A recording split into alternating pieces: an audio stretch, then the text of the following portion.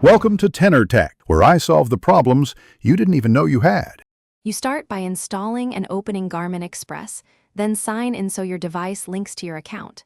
Next, plug the watch into your computer with the original USB cable. Do not use a hub and Watch Express search for it.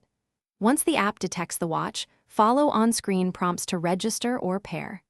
Make sure the watch screen stays active during detection. This prevents interrupted handshakes. If Express asks to update itself first, allow that and then continue to the update check. Once Express shows your device tile, click it and choose Check for updates so you can see the exact firmware version available. Select the updates you need and press Install.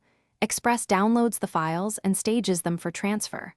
During this stage, monitor the download percentage and watch status on the app. Make sure your computer stays awake and the cable remains secure. If power management sleeps the PC, the transfer can fail. When transfer begins, expect the watch to reboot a few times.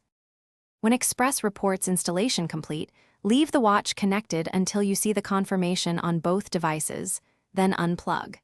If the watch appears stuck in a reboot loop, perform a manual restart by holding the power button, then reconnect and run check for updates again.